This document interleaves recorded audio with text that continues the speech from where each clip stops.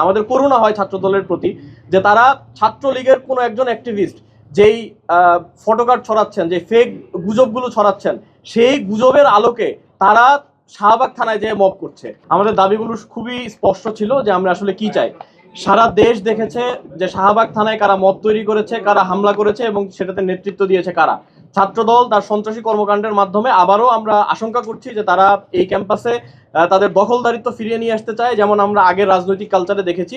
কিন্তু এই বিষয়টা আমরা স্পষ্ট করেছি যে আমরা যতদিন আছি কখনো এটা সম্ভব হবে না। আমাদের করুণা হয় ছাত্রদলের প্রতি যে তারা ছাত্রলীগের কোনো একজন অ্যাক্টিভিস্ট যেই ফটোকার্ড ছড়াচ্ছেন, যে ফেক গুজবগুলো ছড়াচ্ছেন, সেই গুজবের আলোকে তারা শাহবাগ থানায় যেয়ে মব করছে।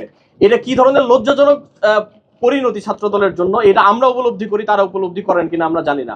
দুঃখজনক বিষয় আরেকটা, সেটা হচ্ছে যে বিশ্ববিদ্যালয় প্রশাসন কয়েকটা তদন্ত কমিটি গঠন করেছিল। তারা 24 ঘন্টা 48 ঘন্টা এই ধরনের সময় বেঁধে দিয়েছিল। আজকে প্রায় 96 ঘন্টা পার হয়ে যাচ্ছে।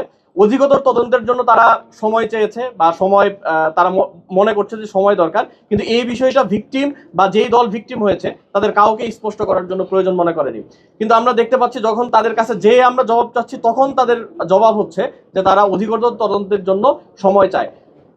এই বিষয়টা আমরা আগেও দেখেছি যে দীর্ঘসূত্রিতা, যখন কোনো অভিযোগ করা হয় সেই অভিযোগের আলোকে কোনো সিদ্ধান্ত নেওয়া হয় না এবং অপরাধীরা ছাড়া পেয়ে যায়। আমরা এটা নিশ্চিত করবো ইনশাল্লাহ যে পরবর্তী সময়ে আর এই ধরনের কোনো ধরনের ঘটনা ঘটবে না, যদি আমরা এই সময়ে যারা এই হামলার সাথে জড়িত ছিল তাদের বিরুদ্ধে বিশ্ববিদ্যালয় প্রশাসন ব্যবস্থা গ্রহণ করে। এবং আমরা বিশ্ববিদ্যালয় প্রশাসনকে এই ব্যবস্থা গ্রহণ করার ক্ষেত্রে যেই ধরনের তথ্যগুলো লাগে তারা অধিকতর তদন্তের জন্য আসলে কি খুঁজছেন আমরা জানি না, কারণ আপনারাও আশা করি উপস্থিত ছিলেন শাহবাগ থানায়, আপনারা নিজের চোখে দেখেছেন, আপনাদের মাধ্যমে সারা দেশবাসী দেখেছে।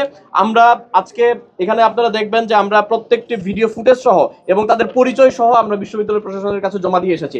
আমরা এখান থেকে বলতে চাই যে যদি এরপরও তাদের অধিকতর তদন্তের প্রয়োজন হয় এবং তাদের আরো সময়ের প্রয়োজন হয়, তাহলে আমাদের ধরে নিতে হবে যে তারা এটার আসলেই তদন্ত চায় না এবং তারা এটার প্রতিকার বা এটার যে বিচার, সেই বিচারের ক্ষেত্রে তারা আসলে তাদের যে উদ্দেশ্য সেই উদ্দেশ্য সৎ নয়। আমরা আশা করব যে বিশ্ববিদ্যালয় প্রশাসন এখানে তার যে সদিচ্ছা সেটার পরিচয় দিবে এবং সেটার মধ্য দিয়ে যারা এই ধরনের ন্যাক্কারজনক ঘটনার সাথে জড়িত ছিল, এই ধরনের হামলার সাথে জড়িত ছিল, তাদের বিচারের আওতায় নিয়ে আসবে। আমরা আশা করছি যে আমরা সেটা বাস্তবায়ন করতে পারবো এবং জাতির দর্পণ হিসেবে আপনারা যারা রয়েছেন, আপনারাও আপনাদের জায়গা থেকে, যেহেতু সাংবাদিক যে ভাইরা রয়েছিলেন তাদের উপর হামলা করা হয়েছে, আমরা আপনাদের কাছেও প্রত্যাশা করব যে আপনারাও এক্ষেত্রে যেই ভূমিকা পালন করা দরকার সেই ভূমিকা পালন করবেন। হচ্ছে একটা ভুয়া ফটোকার্ডের মাধ্যমে, যেটা আমরা খবর পেয়েছি যে কোনো না কোনোভাবে হয়তো ছাত্রলীগের সাথে সম্পৃক্ত কেউ একজন এটাকে ছড়িয়েছে এবং এই একটা ভুয়া ফটোকার্ড, এটা হচ্ছে ছাত্রদলের বিভিন্ন লোকজন এটাকে বিভিন্ন জায়গায় ছড়ায়, যেই বিষয়ে আব্দুল আল মাহমুদের কোনো ধরনের কোনো তার জানার মধ্যে ছিল না এবং এই বিভিন্ন জায়গা থেকে এটাকে কেন্দ্র করে তাকে নানাভাবে হত্যার হুমকি আসতে থাকে। এই হুমকিকে কেন্দ্র করে সে যখন জানে এবং তাদের কাছ থেকে সে জানতে পারে যে তার আইডির নামে একটা ভুয়া ফটোকার্ড ছড়ানো হয়েছে, তখন এই আব্দুল্লাহ মাহমুদ সে নিরাপত্তার জন্য শাহবাগ থানায় যায় জিডি করতে। কিন্তু সেখানে যাওয়ার পরে তার জিডি নিতে কাল বিলম্ব করা হয় এবং এর মধ্যে ছাত্রদলের বিভিন্ন প্রায় 200-র মতো লোক তারা হচ্ছে সন্ত্রাসী কর্মকাণ্ড করে, শাহবাগ থানায় যে মব করে এবং মব করে তাদেরকে আটকে রাখে, তাদেরকে মারধর করতে যায়। ঠিক সেই সময় তাদেরকে বাঁচানোর জন্য ডাকসুর প্রতিনিধি 2-3 জন প্রতিনিধি যায় এবং সেখানে তাদেরকে বেধড়ক মারধর করা হয়। এই ঘটনাকে কেন্দ্র করে আমরা দেখেছি ওখানে স্পষ্ট ভিডিও ফুটেজ ছিল, কারা কারা এই হামলার সাথে জড়িত একেবারে স্পষ্ট তথ্য প্রমাণ আছে এবং পরবর্তীতে তাদেরকে ধানমন্ডি থানায় নিয়ে যাওয়া হয়। একটা অভিযোগের ভিত্তিতে সারা রাত আটক করে রাখা হয়। আমরা শেষ পর্যন্ত কথাবার্তা বলে তাদেরকে নিয়ে এসেছি, কিন্তু দুর্ভাগ্যবশত আজকে প্রায় কয়েকদিন হয়ে গেল এখনো পর্যন্ত তাদের বিরুদ্ধে প্রশাসনের পক্ষ থেকে কোনো পদক্ষেপ নেওয়া হয়নি। সেই প্রেক্ষিতে ছাত্রশিবির ঢাকা বিশ্ববিদ্যালয় শাখার পক্ষ থেকে আমরা বিস্তারিত তথ্য প্রমাণ সহ এখানে যারা যারা জড়িত ছিল তাদের বিস্তারিত ভিডিও ফুটেজ আমাদের কাছে আছে, সেই ভিডিও ফুটেজ সহ সকল তথ্য প্রমাণ সহ আমরা বিশ্ববিদ্যালয় প্রশাসনের কাছে অভিযোগ দায়ের করেছি। আমাদের যে স্পষ্ট দাবি, সেই দাবিগুলোর মধ্যে 1 নম্বর দাবি হচ্ছে উক্ত হামলার ঘটনা সুষ্ঠু ও নিরপেক্ষ তদন্ত করতে হবে।